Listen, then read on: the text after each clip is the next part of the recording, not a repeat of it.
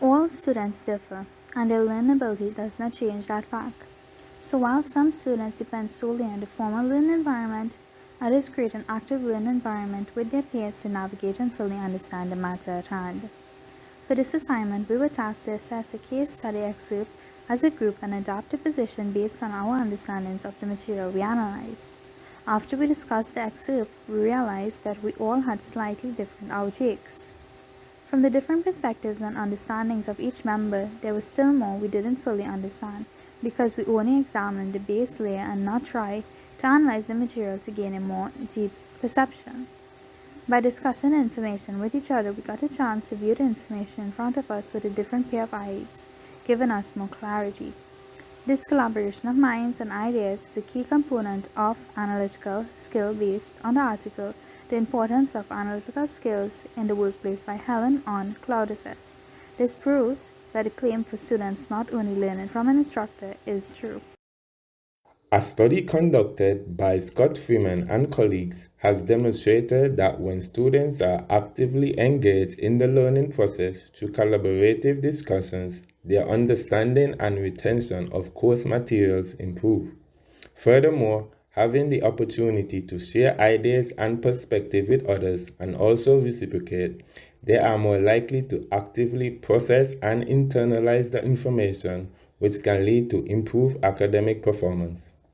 Study shows from our research conducted that collaborative discussions are an effective way to develop critical thinking.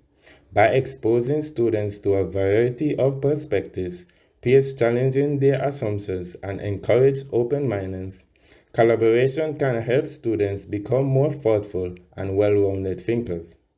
Also, decision-making, analytical, and problem-solving skills will improve, and such skills are sought after by employers and can lead to career advancement and increased job opportunities.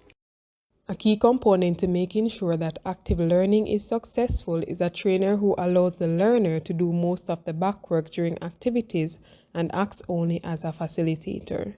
This encourages more meaningful engagement as it increases learner participation.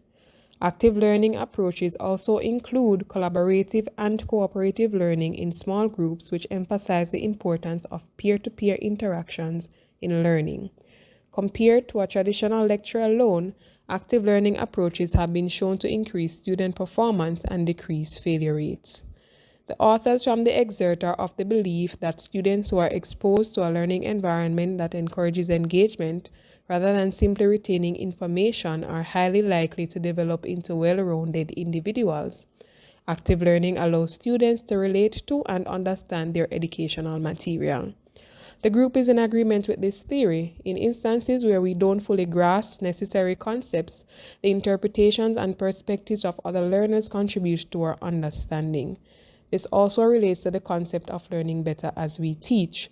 Students who are actively learning with others would be, to an extent, if not fully, teaching themselves and each other.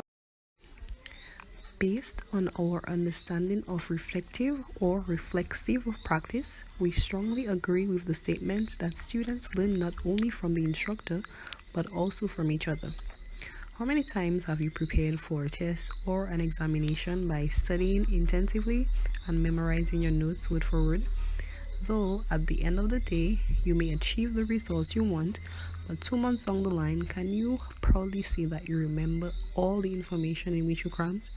And can we safely say that learning have occurred? The term learn means to gain knowledge or understanding of or skill in by study, instruction, or experience. In order for learning to successfully take place, we cannot only depend on traditional methods such as lectures and presentations. Sometimes a simple educational discussion can provide enough insight that one can actually retain for future reference. John Dewey is regarded as the founder of the reflective style of learning.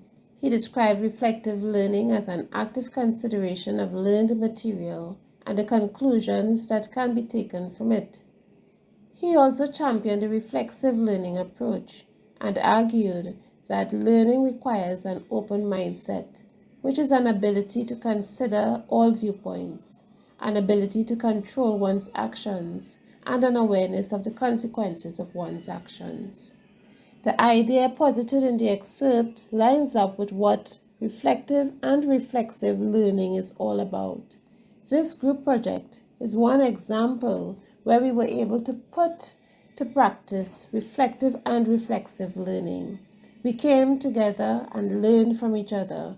We created an active learning environment. We applied what we learned in this real-life setting. We became more conscious and engaged in critical reasoning, and we practiced open-mindedness. On the other hand, it can be said that reflective and reflexive learning may not be considered ideal for all students. For instance, introverts may prefer to learn independently. Also, this practice requires time and commitment to develop, which may be challenging for some. Collaborative learning can be challenging for introvert students because they prefer working on their own. As a result of this, there will be little to no participation and engagement. The University of Edinburgh wrote a piece on the Gibbs model of reflection, which was published by Graham Gibbs in 1988, who clearly states that we need to learn and grow from experiences, which he came up with 6 processes listed on the slide. These processes or steps focuses on what has happened and how we can improve these experiences for the future. I can safely say it is very important for us as reflexive learners. We have to be able to analyze our experiences, responses, and after those experiences, be able to make firm decisions for our personal growth while maximizing the potential of any new learning.